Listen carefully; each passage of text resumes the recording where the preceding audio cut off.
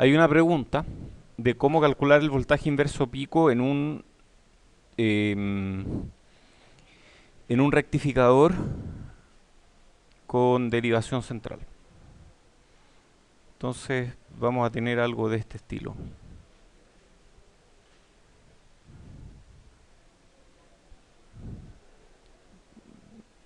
¿Es así o no? Claro, cuando este entrega por ahí y cuando el otro entrega por ahí. Eso. Ya. Y no me acuerdo cuál fue la notación que usé, pero tal vez usé VP. Entonces este es como VP. VP.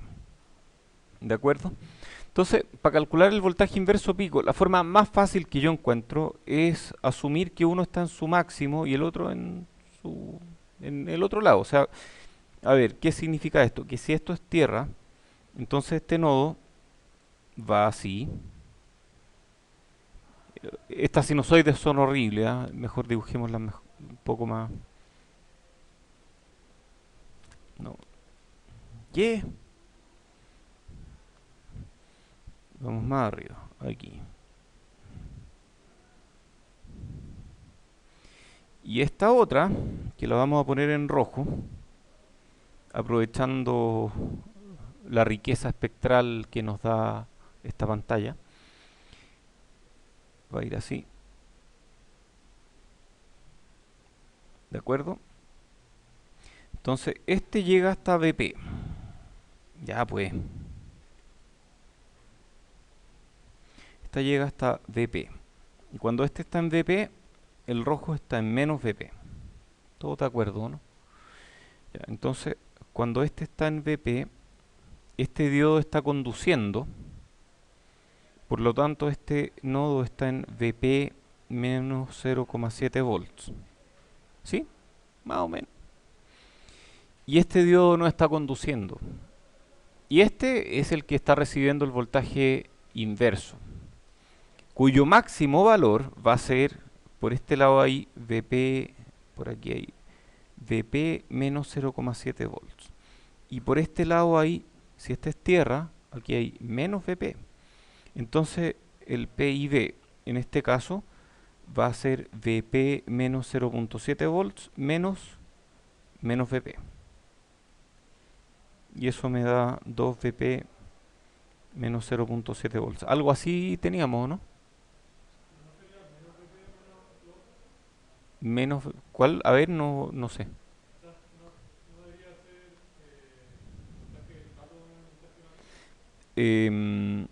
Tú dices que esto es negativo. Ya, mira, mientras sepamos de qué estamos hablando, me da lo mismo si le ponen o no el menos. Pero, pero sí, o sea, si hablo de voltaje inverso, el voltaje inverso es, ¿es positivo o es negativo el voltaje inverso? A ver, es negativo si es que lo tomamos como que este fuera el voltaje positivo, o sea, como que este es V sub D, entonces el voltaje inverso es V sub D negativo. Pero si ya estamos hablando de voltaje inverso, entonces podemos tomar valores absolutos, no sé. Yo soy relajado para esas cosas. Soy relajado como una mañana de domingo. Como dicen una canción por ahí de Lionel Richie que después fue doblada por alguien más. Ya, estábamos viendo tipos de diodos. Ah, no, nada que ver, pues estábamos mucho más adelante, ¿cierto? Ya habíamos partido con la parte entretenida del curso. ¿Y por qué esto llega hasta acá? Ah, llega hasta diodo aquí, sí. Abrí el archivo incorrecto. Estamos en la parte 4.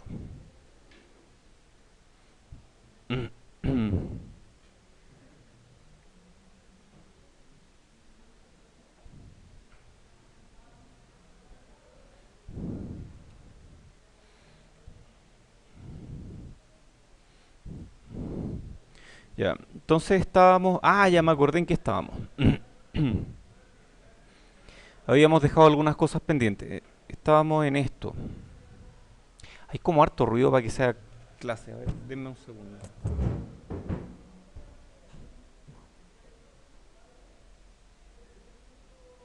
Ya, ok, están en su derecho, están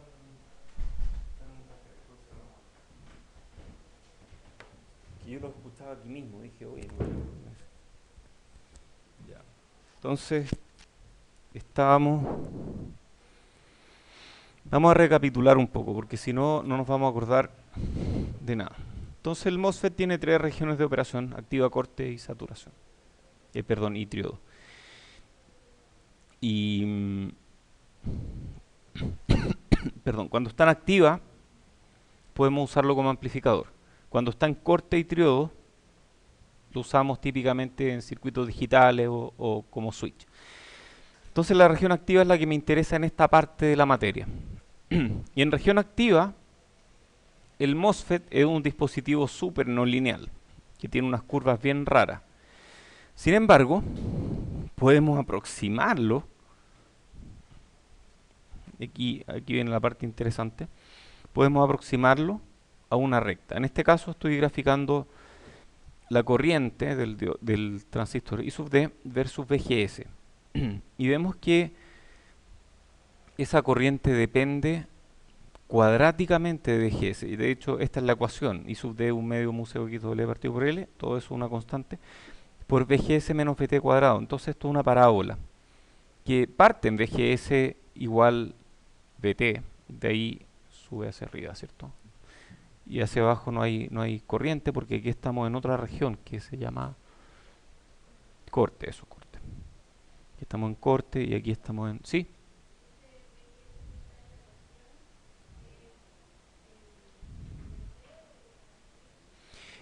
En realidad es instantáneo, yo aquí los puse como instantáneo, pero para entenderlo mejor en este caso pongámosle DC a todo.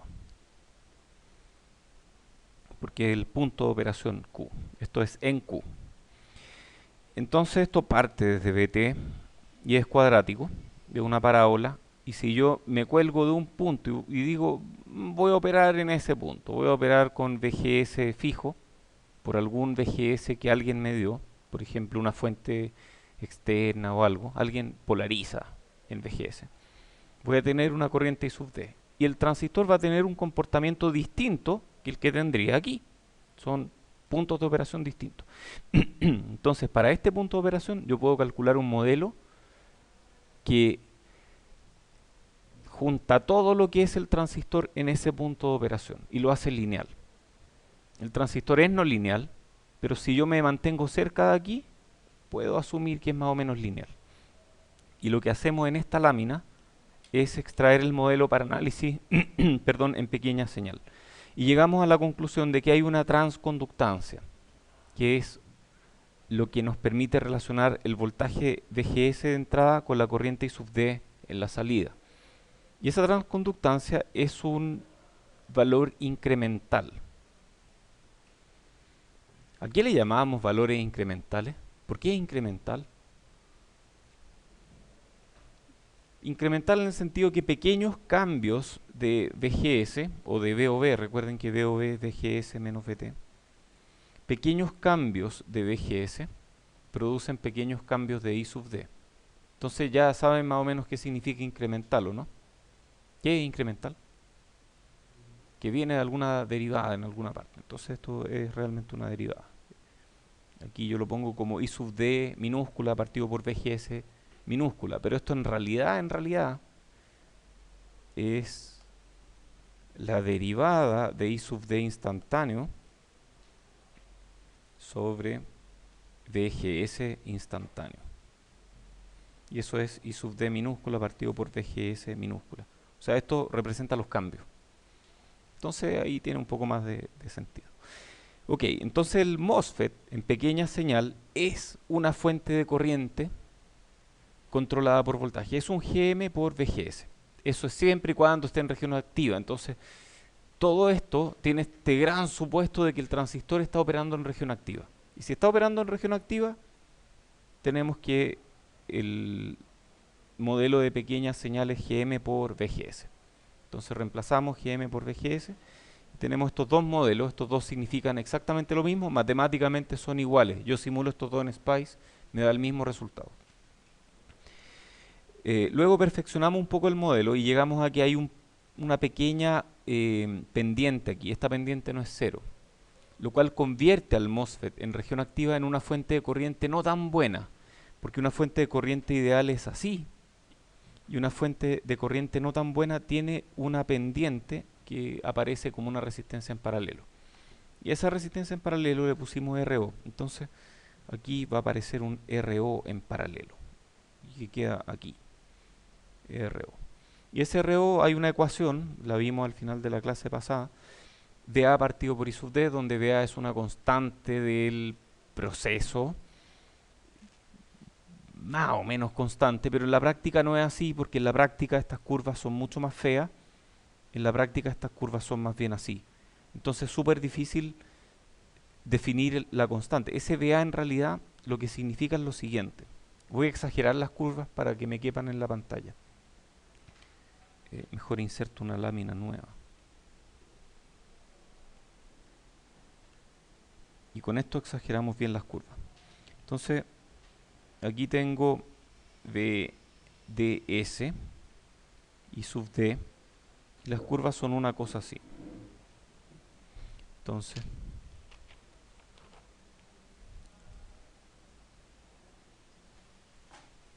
¿nunca cerré allá? Pensé que había cerrado. Ajá. Muchas gracias.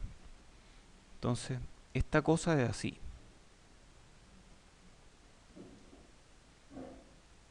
No, es una pésima regla esto. Le creo más a mi pulso. Más o menos así. Entonces, este voltaje aquí se llama menos VA. Y le llaman voltaje early. Y ese menos VA es donde estas curvas intersectan o intersecan, que es la palabra correcta.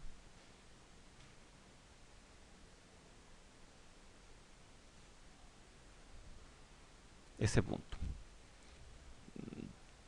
Teorema del punto gordo, porque en la práctica la intersección no ocurre siempre en el mismo punto, y de hecho como estas curvas son feas, entonces es súper difícil que lleguen todas al mismo punto. Pero ese es más o menos VA. Entonces es el significado físico de VA en esta expresión. Y tenemos VA partido por I sub D. Y es 1 más partido por lambda I sub D, donde lambda es 1 partido por VA.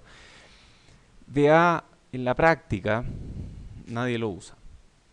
En los cursos es importante que sepan que existe algo que modela estas curvas así, pero en la práctica este modelamiento es tan malo que solo sirve para los cursos.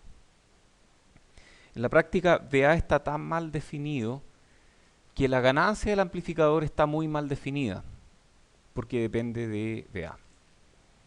Entonces si uno tiene un transistor, ese RO va a ser tan variable que en la práctica,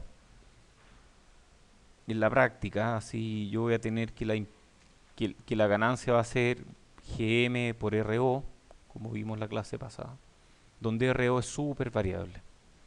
Y el ancho de banda va a ser algo así como 1 partido por la capacitancia de salida por RO, donde RO es súper variable.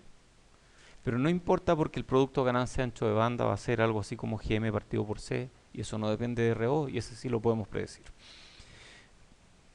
Ya, ese es para los que quieren saber más, porque en realidad no es como muy importante en este curso. Ya, entonces tenemos estos son los circuitos equivalentes para análisis en pequeña señal. Tenemos modelos pi que se parecen a un pi. Yo nunca he visto mucho el pi, me tinca que está como al revés, porque para mí el pi es más bien así. Entonces como un pi al revés. Existen topologías clásicas que están en Wikipedia y está el pi ahí, así que búsquelo. Y este T tampoco es T porque da una T dada vuelta, pero no importa. Este es el modelo T, ¿sí? Esto es solo para región activa. Pequeña señal, solo región activa. Pregunta, ¿cómo será el modelo para análisis en pequeña señal de un PEMOS? Si este de aquí es para un NMOS. Bueno, para un PEMOS todo se da vuelta. Entonces el VGS es negativo y el I sub D es negativo. Y si todo se da vuelta, el modelo entero se da vuelta y queda igual. Y esta es una de las cosas que más cuesta entender en este curso entero. Que este modelo es válido para NMOS y PEMOS. O sea, tienen que aprender ni siquiera el doble de cosas porque hay NMOS y PEMOS. Este modelo uno lo reemplaza tal cual. Uno agarra el PEMOS, reemplaza G aquí, D aquí. Hay que ponerle bien el nombre a los terminales. En un NMOS, D está el voltaje más alto y S está al voltaje más bajo. Entonces esto es VD, esto está más hacia abajo. En un PEMOS es justo al revés. Están al revés. Teniendo esas consideraciones en cuenta, uno llega y reemplaza este modelo tal cual. Y funciona súper bien. Yo hubo un tiempo en que no entendía bien esto y lo pensaba harto y decía, pero ¿cómo? Y se da vuelta uno y se da vuelta la corriente y la corriente va para el otro lado. En el PEMOS, claro, pues la corriente va de dren a fuente en el PEMOS. Entonces uno mira un PEMOS, este dren, este fuente, y la corriente va de dren a fuente. Pero yo tengo el VDD allá arriba, entonces no entiendo porque para mí las corrientes van ahí, no van de vuelta. Pero estas corrientes de vuelta son de pequeña señal. Y las corrientes de pequeña señal siempre son mucho menores que I sub D en DC. Por lo tanto, el neto de esto nunca va a ser negativo. Muy bien. Sigamos perfeccionando el modelo de gran señal y vamos a hablar del efecto del cuerpo. Hay tres terminales en el MOSFET, que son estos tres que están acá, pero hay un cuarto terminal acá, que es el cuerpo, que es el sustrato sobre el cual se fabrican los transistores. Y cuando uno varía el voltaje de cuerpo, pasan cosas raras. Por ejemplo, cambia VT. Entonces yo a veces puedo unir, y esto es lo más típico que uno hace de GS, unir el terminal de cuerpo al terminal de fuente. Y cuando V, esto es V, SB es 0, entonces VT no cambia. Pero hay circuitos donde yo o bien no los puedo unir, entonces esto tengo que tirarlo al voltaje más negativo del chip. O bien, aunque pudiera unirlos, a veces S y D se intercambian. Por ejemplo, cuando usamos este transistor como switch, S y D a veces se intercambian. Por ejemplo, hay unos circuitos que se llaman track and hold, que lo que hacen es traquear una señal y muestrearla. Entonces, queremos muestrear esta señal en el capacitor. Cerramos este switch y esta señal queda guardada en el capacitor. ¿Para dónde fue la corriente? Depende. Si el voltaje inicial de este capacitor era muy alto, la corriente puede haber ido en esa dirección. Y este switch es un transistor. Entonces puede haber sido así. O si el voltaje del capacitor originalmente era muy pequeño, la corriente va a ir en la otra dirección. Y en ese caso tengo D a la izquierda y S a la derecha.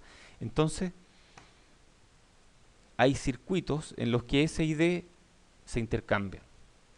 Por lo tanto, uno no puede unir el cuerpo a S, porque pasan cosas feas. ¿Qué cosas feas pueden pasar? A ver, entendamos un poco por qué tenemos un voltaje en el cuerpo del transistor. Este es el transistor, esto es N+, esto es N+, y esto es P. Entonces aquí tenemos unos dioditos.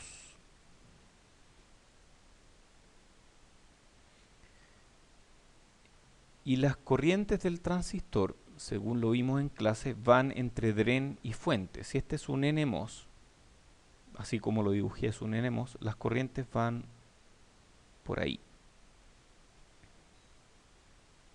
Ahí va la corriente. Pregunta, ¿a mí me gusta que haya corriente entre este punto y este punto? Aquí, ¿yo quiero que haya corriente ahí? No, nunca queremos corriente ahí. ¿Queremos corriente aquí?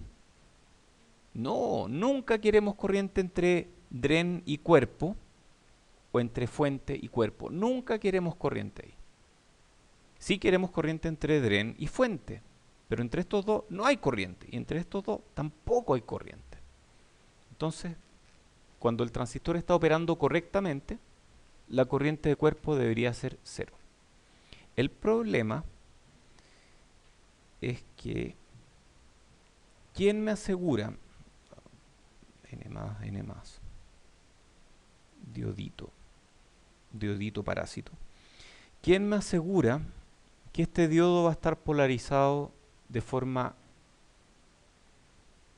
directa o inversa para que no haya corriente? Inversa. ¿Quién me asegura que este diodo va a estar polarizado en forma inversa siempre? Bueno, para que esté polarizado en forma inversa siempre, tengo que hacer que el voltaje de cuerpo sea muy chico. O sea, para evitarme problemas, el más chico de todo el circuito. Por lo tanto, si este chip, si este transistor que está en un chip, lo conecto a VDD y tierra, este voltaje va a ir a tierra, y el voltaje más pequeño. Y si este chip es conectado a VDD y menos VSS, este cuerpo va a menos VSS, va al voltaje más pequeño que haya. ¿Y quién me asegura que este diodo va a estar siempre polarizado en forma inversa? Misma situación. Siempre y cuando este nodo sea el voltaje más pequeño de todo el chip, no hay problema. ¿Qué pasa con los PEMOS? Los PEMOS eran al revés, po. Los PEMOS, aquí tenemos PEMOS. Entonces el PEMOS, si es que esto es un P sub, sustrato P, tenemos que hacer un pozo N en well, aquí. Y esto es P+, esto es P+, y los dioditos, los diodos de estos parásitos que aparecen, están, a ver, los voy a dibujar mejor de lo que los estoy dibujando. Ahí.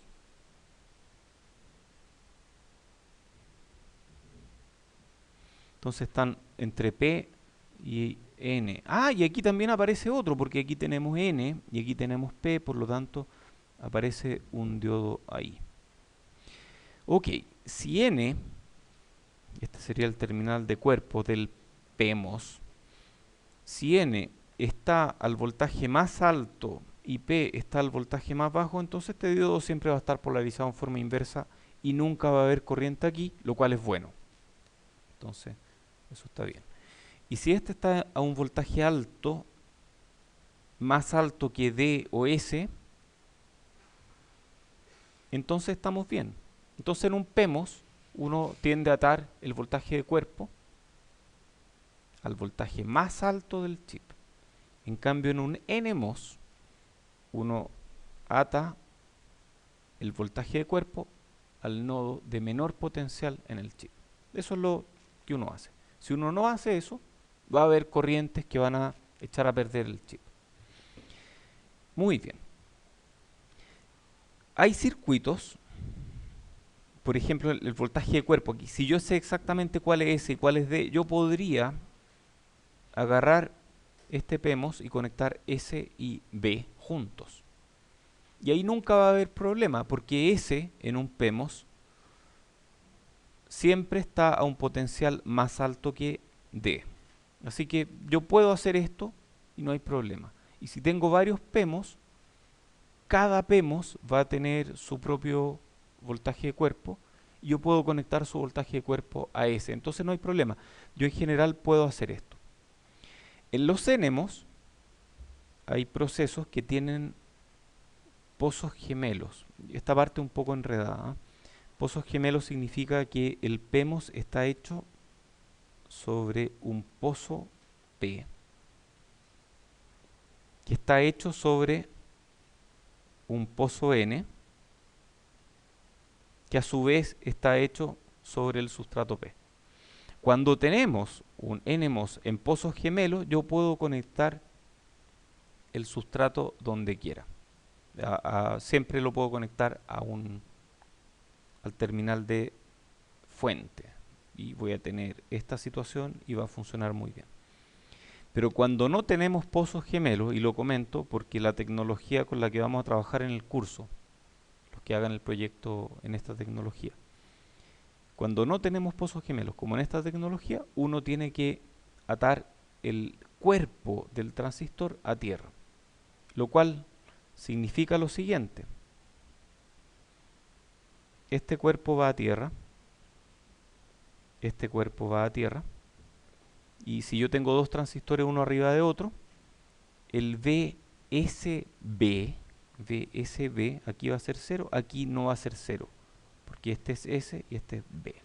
Entonces cuando el VSB es distinto de 0, la vuelta larga que me di, aparece el efecto del cuerpo. Entonces el efecto del cuerpo ocurre cuando VSB es distinto de 0. Cuando VSB es distinto de 0, entonces VT crece. ¿Cómo crece? Bueno, tengo una ecuación para ello. Y la ecuación viene a continuación.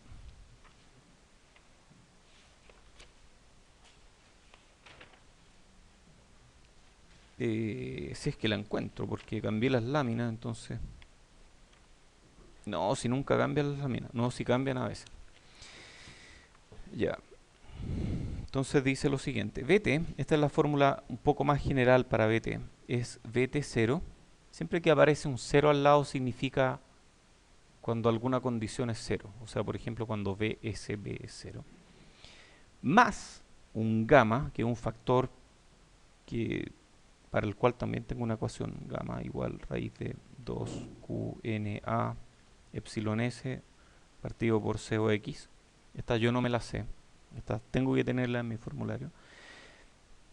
Por raíz de 2 phi sub f más VSB menos raíz de 2 phi sub f.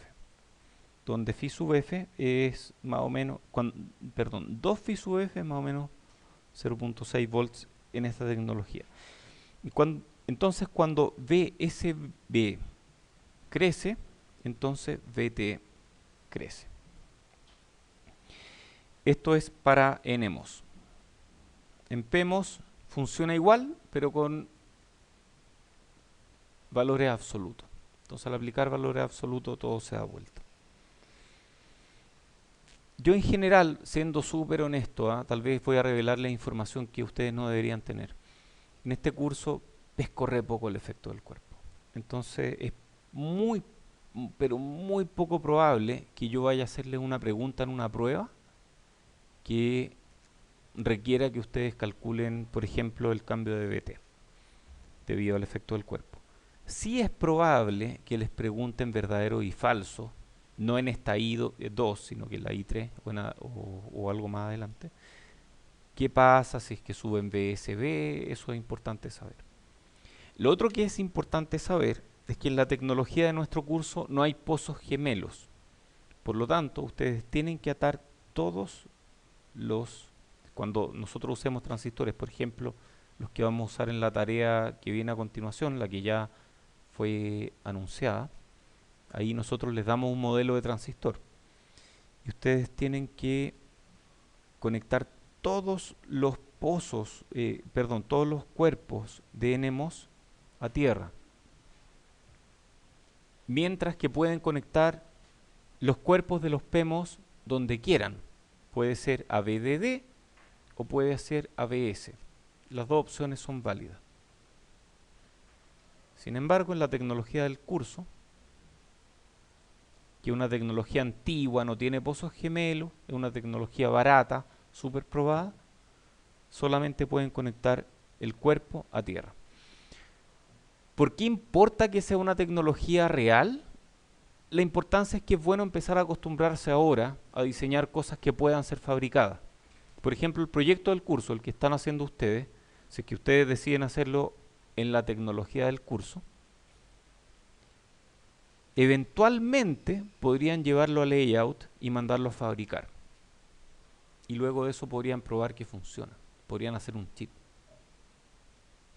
Un pedacito de silicio de este porte, donde la fe y un microscopio les puede decir que ahí hay cosas que ustedes diseñaron. Eso igual es choro. Ya, entonces en pequeña señal el efecto del cuerpo produce una transconductancia extra. Entonces agregamos, esta era la transconductancia del transistor. Este es el efecto que le llamamos de ¿Cómo le llamamos? CLM, le llamamos transconductancia de conductancia de salida, le llamamos de varias formas, pero en realidad, mejor aquí está. Le llamamos CLM, pero en general es resistencia de salida. Entonces vamos a hablar de resistencia de salida. Esa es la resistencia de salida. Y aquí tenemos un nuevo elemento que es GMB. Y esa es otra transconductancia que típicamente es algo así como 0.1 veces por GM por VBS. Y B va a estar a un nodo y BS va a estar a otro nodo, entonces esto produce una especie de transconductancia extra, que a veces se suma a la anterior, a veces se resta. Insisto, a menos que lo pida expresamente, probablemente no van a ver esto en las pruebas, no van a mirar mucho GMBs en pruebas. Entonces este es un resumen del modelo de 4 terminales para análisis en pequeña señal del MOSFET. Entonces, pequeña señal, esto estamos hablando de región activa. Oh, terrible, son 4 terminales, o sea, pasamos del diodo que eran 2 terminales al MOSFET donde yo primero dije, no, son 3 terminales, donde caben 2 caben 3, no hay problema. Pero después suben a 4 terminales y uff, se complica un montón. Pero vamos de a poco. Tenemos 4 terminales, típicamente estos dos van unidos. Tenemos 4 terminales, típicamente esos dos van unidos. Tenemos una corriente de polarización, para lo cual tenemos una ecuación. A esa ecuación le faltó el 1 más lambda B de S, que se lo agregamos cuando las curvas no son planas, sino que son un poquito oblicuas. Esto I sub D, B de S. Entonces, esa diferencia entre esas dos curvas está modelado por eso que está ahí. VOV es VGS menos VT, voltaje de overdrive. Tenemos 3 ecuaciones para la transconductancia. A mí la que más me gusta es esta. 2ID partido por VOV. Pero pueden usar cualquiera de las 3. Tenemos resistencia de salida finita, que está ahí. Y tenemos el efecto del cuerpo, con GMB es... ¿Cómo se llama esta letra griega? Chi, muy bien. Chi veces GM. Donde chi es como 0,1 y tiene esta fórmula que la estamos entregando aquí por primera vez. Y como el MOSFET, el PMOS en pequeña señal, igual que el NMOS. Este mismo modelo, ustedes lo agarran y lo copian cuando aparezca un PMOS. Entonces, ¿cómo era esta receta de cocina para analizar en pequeña señal? Primero determinamos los voltajes de nodo y corrientes de rama, o sea, queremos I sub D. VG, VS, VD, VB, todo. Pero I sub D es el que más nos importa. Luego encontramos los modelos para análisis en pequeña señal, que son simplemente reemplazar, por ejemplo, esta ecuación. GM. Después apagamos las fuentes independientes de C. Las de voltaje quedan como cortocircuito, las de corriente quedan como circuito abierto. A veces, cuando sabemos que los capacitores de acoplamiento están bien diseñados, por ejemplo, significa que van a actuar como cortocircuitos durante el régimen de pequeñas señales. ¿Por qué eso? Bueno, porque las pequeñas señales se mueven, tienen cierta frecuencia, y si yo calculé bien, hice bien la pega de calcular los capacitores de acoplamiento para que funcionen bien en pequeña señal, entonces los calculé de manera que en pequeña señal parezcan cortocircuito y no me afecten el resultado del circuito. Por lo tanto, a veces, y estoy hablando de este punto, es posible hacer que las capacitancias de acoplamiento queden como cortocircuito. Entonces, cuando uno sabe que el circuito fue bien diseñado, los capacitores de acoplamiento en pequeña señal se van. Y bueno, reemplazamos nuestros modelos no lineales, transistores feos con terminales raros, por algo que yo puedo analizar porque lo aprendí en circuito. Y después de eso, analizo el circuito como si fuera lineal. Esa es la receta de cocina. Después hicimos este ejercicio, ya lo hicimos, que es el mismo que comenzamos analizando hace varias láminas atrás, pero lo que hicimos fue reemplazar este transistor por su modelo para pequeña señal. Y descubrimos que efectivamente la respuesta es la correcta. VO partido por VI es algo así como menos GM RL. Típico que uno ve en amplificadores que la ganancia es GM, alguna transconductancia, en este caso la transconductancia de este transistor, por alguna resistencia de salida, en este caso RL, la resistencia de este nodo. Y esto sale de circuito. Si aquí tengo GM/VGS, esa corriente viene de acá, provoca una caída de tensión acá, por lo tanto VO es 0 menos esta caída de tensión que es RL por la corriente, que es GM/VGS.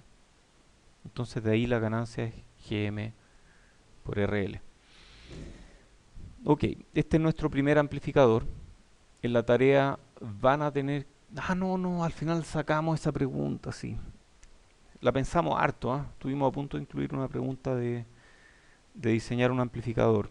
Otro amplificador, porque tienen que diseñar uno, pero al final la sacamos, entonces no hay mucho. Este otro ejemplo, y uy, qué feo esto. Un ejemplo feo. No, no lo hagamos. ¿O sí? Quizás no es tan feo. A ver, es que tiene un montón de componentes y cuando tiene muchos componentes yo me empiezo a asustar. A ver, tiene una fuente de voltaje. Tiene aquí una resistencia RD. Aquí está el transistor. Y unos capacitores infinitos. ¿Qué es un capacitor infinito? No, esa cuestión no existe. Y una vez fui a Casa Royal, pedí un capacitor. Me dijeron, ¿de qué valor? Infinito. No, no me lo vendieron nada. ¿Qué es un capacitor infinito? ¿Se usa poner capacitores infinitos? ¿O será un 8 que está dado vuelta? Quizás es de 8 farad. ¿O será infinito?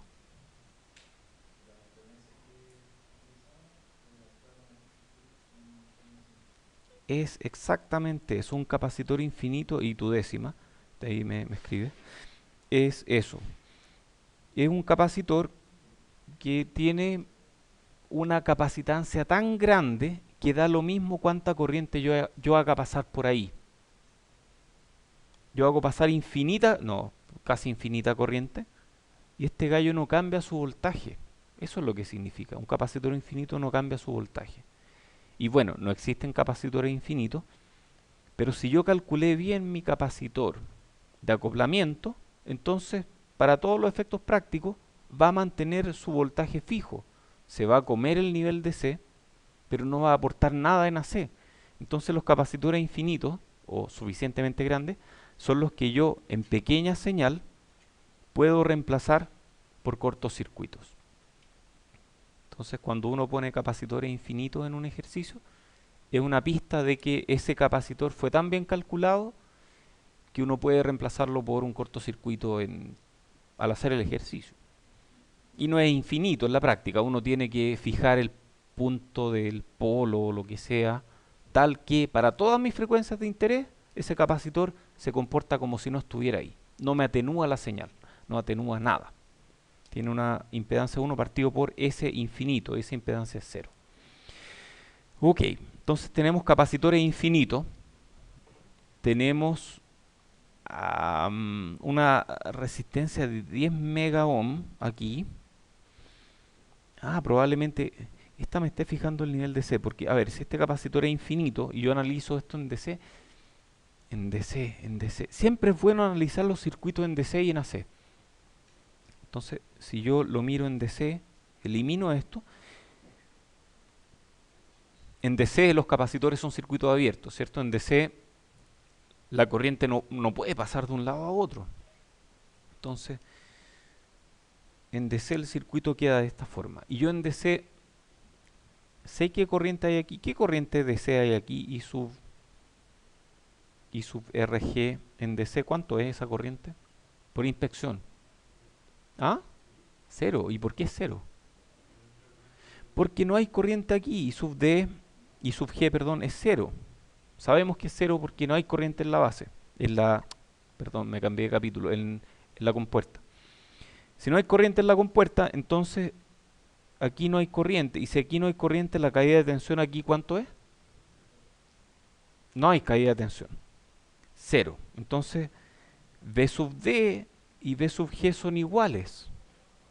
Y yo después puedo calcular, de hecho calculémoslo, 15 volts menos, a este le vamos a llamar V sub D partido por 10 kilos, va a ser igual a, esa es la corriente que hay aquí, va a ser igual a la corriente del transistor.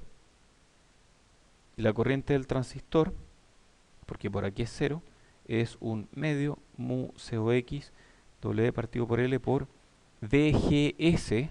¿Cuánto es VS? Aquí 0, aquí VS es 0, este es S. Entonces VGS es VG. Ah, pero VG también es VD. VG aquí es VD. VD menos VT cuadrado. Entonces de aquí yo puedo calcular V sub D, ¿cierto? Porque es una ecuación que tiene una incógnita. VT es conocido porque yo conozco el transistor, puedo mirarlo en las hojas de datos. Entonces yo de aquí puedo calcular VT, perdón, VD y VG, y puedo calcular I sub D. Entonces teniendo I sub D y teniendo VG menos VT es VOV, tengo ID, tengo VOV, entonces puedo hacer GM igual 2ID partido por VOV y puedo obtener el modelo para análisis en pequeña señal de este transistor. Entonces ya hice el ejercicio en DC. Terminé. Bravo. Ahora voy a pasar a AC. Entonces en AC borramos todo, porque otro ejercicio es algo totalmente nuevo. Borramos hasta la C. Es nuevo, entonces en AC estos capacitores infinitos son cortocircuitos. Un cohete ahí. Estos 15 volts en AC, ¿en qué se convierten? En tierra. Entonces esto de aquí es 0. 0 volts. Tengo VI, entonces voy a dibujarlo en AC porque no estoy acostumbrado todavía, ¿no? Eso es una pista. No estoy acostumbrado todavía a ver un circuito y cachar al tiro cómo es su modelo en AC. Entonces voy a dibujarlo. VI, aquí no hay nada. Luego viene mi transistor. Voy a usar el modelo pi. En general, cuando la fuente va a tierra, el modelo pi parece que es el más adecuado. Entonces, aquí tengo VGS. Y esta de aquí es GM VGS. Y voy a tener algún RO tal vez.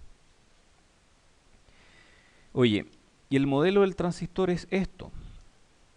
Esto es mi transistor. O sea, eso es eso. Entonces esto es D. D va conectado a G a través de RG. Este es G. Entonces aquí tengo RG. Luego D va conectado a tierra a través de RD. Y D va conectado a tierra a través de RL. Qué notable esta cuestión, veo. Qué notable, porque yo cuando vi este ejercicio al principio, vi mi carga y vi RD y los vi súper lejos. Y quedaron en paralelo al final. Es notable esa cuestión. O sea, un ejercicio totalmente distinto en AC y en DC. Ok. Y esto ustedes lo pueden calcular, ¿no? Ustedes pueden decir VO partido por VI. Tienen todo para calcularlo. Tienen GM incluso. Entonces de aquí uno puede calcular VO partido por VI y el resultado no sé si lo tengo, pero da lo mismo. Eso es algo que ustedes pueden hacer. Sí, no estoy seguro si tengo el resultado de este, pero no importa. Sí, lo tengo, a ver. Sí, De hecho, no había mirado esto. VT es 1,5 volts y aquí tenemos esto otro. Entonces, de aquí resolvemos. Al resolver esta, nos van a dar dos resultados para VG. Pero solo uno es válido porque uno es mayor que VT y el otro es menor que VT. El que es menor que VT nos sirve porque estaríamos en corte. Entonces elegimos el que es mayor que VT y ese nos da VD igual 4.31 volts, lo cual hace que VOV sea 2.806 volts y sub D es 1.07 miliamper. Oye, miliamper es el orden de magnitud que uno utiliza en las corrientes de amplificadores. Y cuando uno las mete en un chip, son microamper. Estamos hablando de, no sé, 100 microamper, de ese orden, incluso menos. Luego GM nos da 745 microsiemens. Esa es la unidad de GM, es 1 partido por R, entonces 745 microsiemens. Y luego de eso calculamos. Ah, y me pedían más encima. VO partido por VI es menos 3.365. ¿Cuál es la unidad de eso? Volt partido por volt. Esa es la unidad que usamos, que es nada, ¿cierto? O sea, por cada volt que yo le meto en la entrada, en la salida sale 3,365 veces más grande. Y con un menos más encima. O sea, este sube, este baja. Y Rin, podemos calcular Rin fácilmente. ¿Cómo calculamos Rin? Bueno, cuando uno habla de resistencias de entrada y de salida, con las cuales hicimos gárgaras de tanta resistencia de entrada y salida, esas resistencias de entrada y salida son incrementales, lo cual significa que yo las calculo en pequeña señal. Entonces, cada vez que hablemos de resistencias de entrada o de salida para amplificadores, esas son incrementales. No es que yo le ponga un multímetro DC y me mide una resistencia. Esas son para pequeñas variaciones del voltaje de entrada, cuáles son las pequeñas variaciones de la corriente de entrada. Y eso es por definición una resistencia incremental. Entonces esas las calculamos en el modelo de pequeña señal. Siempre que les pida resistencias de entrada o resistencias de salida, son incrementales, son pequeñas señal. Entonces la calculamos aquí. ¿Cómo? Bueno, metemos VI y medimos la corriente y esa corriente nos da un valor tal que finalmente Rin es 2.29 megaohm. Háganlo, deberían llegar a estos resultados. Hay pregunta. No lo supe, pero tu pregunta me lleva a algo que, o sea, sí, sí lo supe y por eso te lo voy a responder. Este es un secreto, ¿ah? No, no es un secreto, esto es importante, no está en las láminas, pero es súper importante. A mí me cuesta decir siempre que, porque los siempre que siempre me ponen en duda. Me cuesta generalizar. Sin embargo, en esta puedo generalizar. Siempre que yo conecto un transistor de esta forma, ¡ah! Con G conectado a D, esta conexión se llama conexión como diodo. Lo conectamos como un diodo. Y el transistor pasa a tener dos terminales. Siempre que conectemos un transistor como diodo, G conectado a D, el transistor está en región activa, porque VG es VD.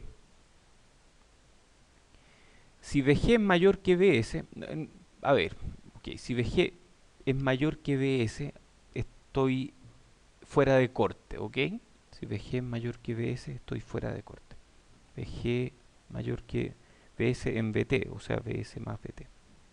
Lo puse de una forma muy rara, mejor pongámoslo de esta forma. VG menos VS mayor que VT, estoy en activa. Estoy en región activa. ¿Cómo sé? Porque VG es VD en este caso. Y mis condiciones para región activa eran VG menos VS mayor que VT y VDS mayor que... ¿Se acuerdan de esa o no?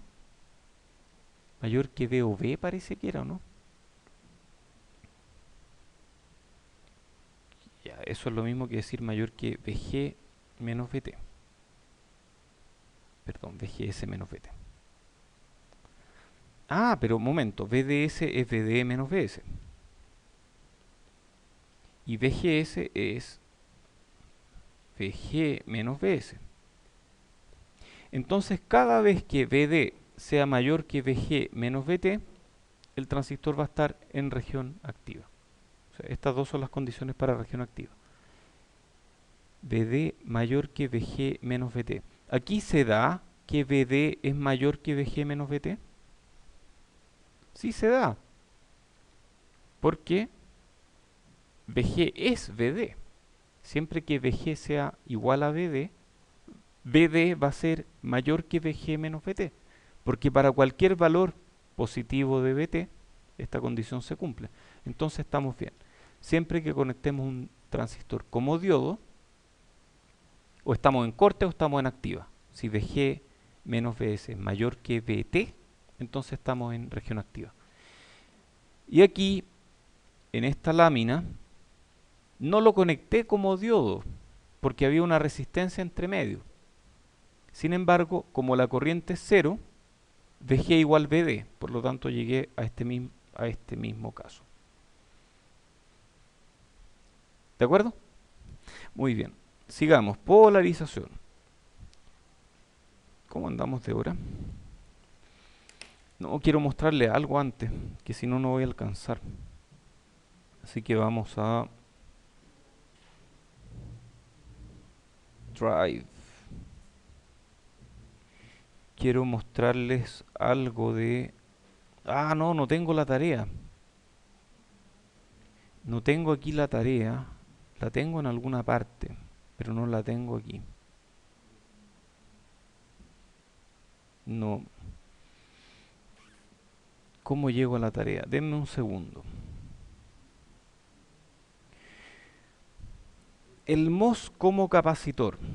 Entonces esta pregunta incluye instanciar un MOSFET como capacitor. Y ustedes se van a encontrar con un montón de dudas cuando lo hagan. Porque de hecho nosotros le estamos dando una biblioteca. Y esta es la biblioteca que vamos a usar en este curso. Que es una biblioteca que ustedes pueden mandar a fabricar eventualmente si es que les gusta el circuito. Y si es que me convencen. Entonces, este es el archivo donde están los parámetros de esta biblioteca. Y nosotros además tenemos que agregar un par de cosas aquí. Parámetros LD, W y L. ¿Qué es W y L? W, el ancho, 100 micrómetros. Y eso es un transistor relativamente ancho. L es 0,6 micrómetros. Yo puedo hacer lo que quiera mientras sea mayor que 0,6 micrómetros. Mientras cumpla con ciertas reglas. Porque yo en esta tecnología no puedo hacer nada más chico que 0,6 micrómetros. Y LD no tengo idea lo que es, pero vamos a tratar de entender lo que estamos haciendo aquí. Entonces, lo que estamos haciendo es lo siguiente. Un transistor, visto desde arriba, se ve más o menos así. Esto es con puerta G.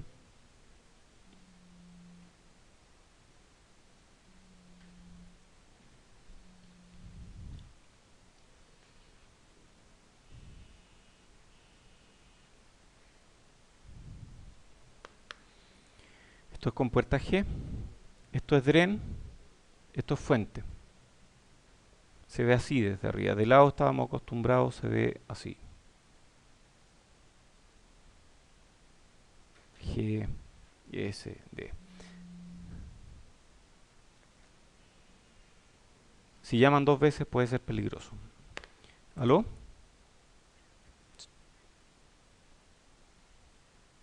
No, llámenme después, porfa, gracias. Que le dije, llámenme después y no me pescó. De lado se ve así. Disculpen, el fin de semana entraron a robar a mi papá y podía hacer algo relacionado con eso. Entonces tenemos D, G y S. D, G y S, perfecto. Desde arriba se ve así. la compuerta pasa sobre las difusiones de dren y fuente. Y las capacitancias que tiene el MOSFET dependen de dos cosas, no, de varias cosas, pero de dos cosas cuando uno está simulándolo. Del área de dren y fuente y del perímetro de dren y fuente. ¿Ok? Entonces el área de dren se llama AD. El perímetro de dren se llama PD. El área de fuente se llama PS. No, es el perímetro. El perímetro es PS y el área es AS. ¿Ok? Entonces tenemos cuatro parámetros que si nosotros no se los damos a Spice, Spice no tiene idea qué hacer con mi simulación. Yo a Spice le digo, mira, esta familia de transistores tiene estos parámetros. Pero ¿cuál es el ancho de mi transistor? Bueno, el ancho está aquí, W. ¿Y cuál es el largo de mi transistor? La longitud del canal es esta que está aquí, L. Este es W y esto es L. Perfecto. ¿Cómo le digo yo a Spice que mi área AD es esta cosa? Depende de cómo yo dibuje este transistor. Porque si lo dibujo más grande aquí, si dibujo unas difusiones más grandes o dibujo unas difusiones más pequeñas, voy a tener diferentes áreas y diferentes perímetros. Entonces yo quiero especificarle un parámetro que yo le llamo longitud de difusión LD. Y ese LD es el que aparece aquí. LD es 1,2 micrómetros. Entonces después, cuando yo defino mi transistor, esta es mi instanciación del transistor. Pusimos punto suspensivo ahí porque no cabe en una línea. Spice en la práctica lo que hace es poner un más, ¿ok? Pero no importa. Entonces, vamos a leer esta línea con cuidado. M1 significa yo estoy instanciando un M, un transistor MOS. Y a ese transistor MOS lo voy a designar con el número 1. Lo puedo designar con cualquier cosa. M1 va a tener 4 terminales. El primer terminal va a ir al nodo BD. Y ese es el que se refiere al dren. Segundo terminal es G. Tercer terminal es S. Cuarto terminal es B. Entonces ahí yo ya le dije a Spice, el modelo del transistor, ponlo entre estos 4 terminales. Y después tengo que decirle a qué modelo de transistor corresponde, porque podría ser un NMOS, un PMOS o cualquier otra cosa. Entonces aquí le digo, este es el CMOS N, que está definido en esta biblioteca, que los terrícolas llaman librería. Y luego hay que decirle, Spice, calcula todos los parámetros de este transistor para una longitud L igual esta, ancho igual este, AD o área del dren es W por L, lo cual está pésimo porque debería ser W por LD. Entonces me equivoqué al escribir esta tarea. Ahí debería decir W por LD. No importa, lo vamos a arreglar. ¿Alguien ya la hizo? Estamos bien. Después ASW por LD también, porque es el área de la región de S. Luego tenemos PD, es 2 veces LD más W, 2 veces LD más W, perfecto, W, sí, está perfecto. Y luego hay un último parámetro que dice M igual 10. Ese último parámetro M igual 10 significa pon 10 de estos transistores en paralelo, nodo con nodo. Entonces es como si tuviera un transistor de ancho 100 por 10, 1000, de 1 milímetro, wow. Claro, entonces M igual 10 es un parámetro que Spice entiende, y cuando uno hace M igual 10 significa pon 10 de estos circuitos instanciados en paralelo. Eso. Entonces, para que entiendan de qué se trata esta línea, hice este pequeño alto y así ustedes pueden hacer la tarea como corresponde.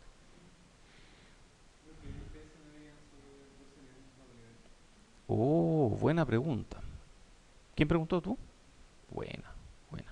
Décima. Em, es como el bono, ya quédate callado. Bono, no, no, broma. Es una súper buena pregunta. De hecho, hay discusión respecto de si debería ser este el perímetro o debería ser todo esto.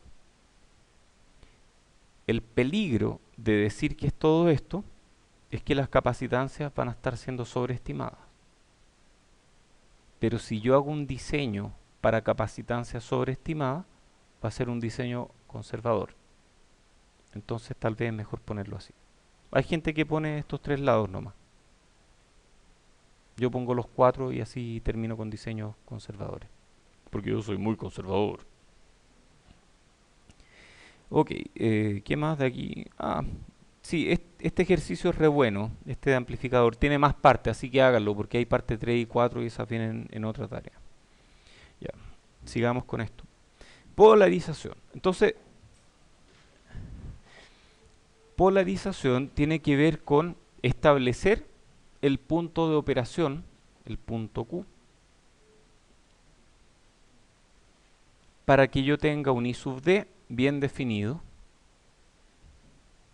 y tenga un VGS bien definido. Entonces esa es la clave de polarización. Ah, eso me hace sospechar algo. Si un amplificador tiene una parte DC y una parte AC, tal vez en la parte DC yo me preocupo de la polarización y en la parte AC me preocupo de cómo amplifica. Si estoy en lo cierto, y si ahora vamos a ver polarización, entonces mi sospecha es que después de ver polarización, vamos a ver diferentes topologías de amplificadores. No hay la hora de llegar ahí. Entonces vamos a hablar de polarización, cómo polarizar un transistor y después esto mismo se puede aplicar en diferentes topologías. Entonces la polarización o bias, y no es polarization porque polarization no es para esto. Bias de un circuito define el punto de operación Q en DC que implica corrientes bien definidas, voltajes de nodo y eso a su vez implica modelos para análisis en pequeña señal. Una polarización estable y adecuada asegura que se comporte bien el transistor. Entonces hay diferentes estrategias de polarización que me definen no solo que estoy en región activa, sino que qué valores de corriente y voltajes tengo en región activa. En circuitos discretos, típico que uno usa resistencias para arriba y para abajo, o lo que los terrícolas llaman resistencia. En circuitos integrados, uno usa fuentes de corriente para polarizar en un chip, un transistor. Entonces yo les voy a mostrar ambas formas de polarizar. La primera que vamos a mirar se llama polarización mediante VGS constante. ¿Y saben por qué se llama así?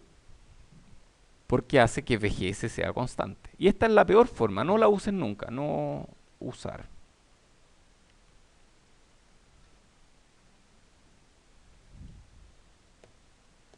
Ah. Porque esta es mala, esta es de frentón mala, no hay que usarla nunca. Y la muestro porque es importante que sepan que existe, pero no la usen, porque van a terminar con circuitos malos. No, úsenla, de hecho úsenla. Si quieren hacer circuitos malos, úsenla. Entonces esta es la más sencilla. ¿Cuál es la corriente de polarización? I sub D es, asumiendo que esto está en región activa, no lo sé, depende de RL en este caso, un medio mu COX doble partido por L por VGS menos VT cuadrado por 1 más lambda BDS. Esa es la corriente y listo, y no hay nada más que hacer. ¿Y VGS de dónde viene? Ah, VS está aquí, PS igual 0, por lo tanto VG viene de un divisor de tensión, lo cual de partida es malo, porque ¿qué pasa si no aprendí mucho en el capítulo de diodos y terminé haciendo una fuente que tiene ripple? Este nodo también va a tener ripple, por lo tanto la corriente de polarización va a ser fea, va a tener ripple y eso es malo. Entonces esta es una mala forma de polarizar, pero además es mala por otra razón. Y asumiendo que no hubiera un problema en VDD, si yo polarizo, estoy diciendo quiero que I sub D sea proporcional a VGS menos VT cuadrado. Entonces típicamente tengo una curva que es una parábola. Pero ¿qué pasa si VT cambia de transistor a transistor? Y eso ocurre. Si yo voy a Casa Royal y compro dos transistores, dos N7000, uno en mi mano derecha y otro en mi mano izquierda, y los pruebo en circuitos independientemente, van a ser distintos. Esos dos transistores no se van a parecer mucho. El fabricante dice, mira, yo te aseguro que el VT va a estar más o menos en este rango, pero si uno mira, realmente VT es una distribución y puedo caer aquí, aquí, en cualquier parte. Entonces van a tener dos VTs diferentes y van a tener dos mu, CO, X, W partido por L diferentes.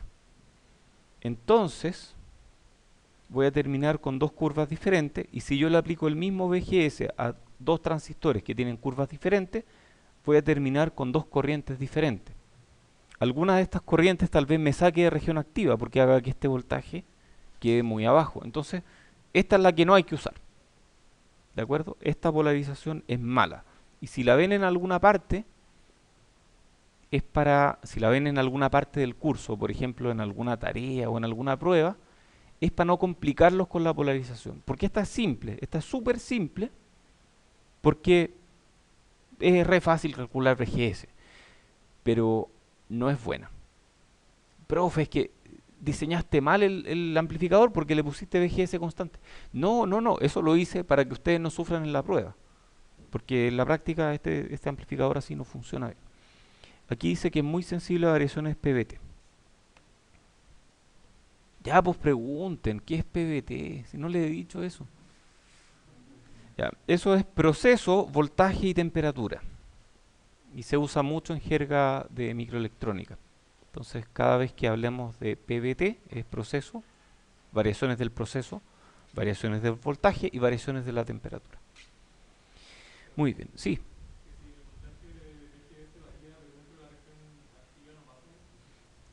Pasan cosas no tan buenas. Por ejemplo, si VGS, si esto te cambia I sub D y sigues en región activa, puede que te acerques mucho a triodo o puede que te acerques mucho allá arriba.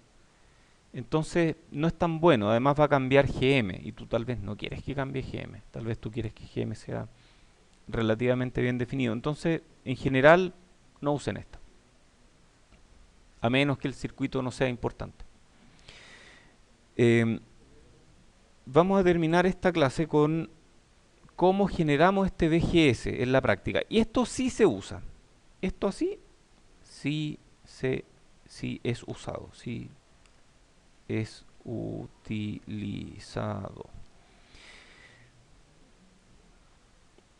Y es mediante un espejo de corriente. Y un espejo de corriente es un circuito que refleja una corriente o que copia una corriente y la pone en otra parte. Entonces, este va a ser el circuito que vamos a tratar de analizar. Y esto es equivalente a, digamos, algo que está generando un VGS. Entonces, este circuito lo que hace es lo siguiente. Momento. Esa la identifico. Siempre es bueno identificar cosas. Ese transistor, ¿cómo está conectado? Como diodo. Y cuando un transistor está conectado como diodo, está en región activa, muy bien. Perfecto. Y tiene una ecuación clara, por lo tanto, para VGS versus I sub D. Entonces yo puedo calcular VGS e I sub D. Entonces yo de aquí, de este circuito, así tal cual como está, yo puedo calcular VGS. Adivinen, el transistor también puede calcular VGS y va a producir el VGS necesario para que tenga una corriente dada por algún valor. Entonces este calculó VGS y se lo copia a este otro transistor. Y si estos dos transistores son realmente parecidos, cosa que uno puede hacer en un chip, uno puede diseñar dos transistores y dibujarlos de tal manera que se parezcan un montón. Y hay técnicas para ello. Hay técnicas, por ejemplo, de hacer que sus alrededores se vean parecidos y dibujar una parte del transistor aquí y otra acá y juntarlo y hacer que tengan el mismo centroide común. Bueno, esas técnicas no se ven en este curso, pero les comento, existen formas de hacer que dos transistores sean muy parecidos. Entonces, si yo dibujo estos dos transistores de manera que sean muy parecidos en un chip y conecto este de esta forma con VD igual VG, va a aparecer un VGS que provoca una corriente I sub D. Y si yo luego copio ese VGS acá, en este otro transistor, este va a tratar de producir la misma corriente I sub D. Entonces yo puedo hacer espejos de corriente. Y esos espejos de corriente son extremadamente útiles para polarizar transistores en circuitos integrados. Entonces, aquí son espejos de corriente. Aquí no. Vamos a ver más formas de polarizar circuitos la próxima clase, así que de eso vamos a hablar después. Oye, gracias a todos los que vinieron, pero creo que no fue suficiente, lo cual es muy malo. Contemos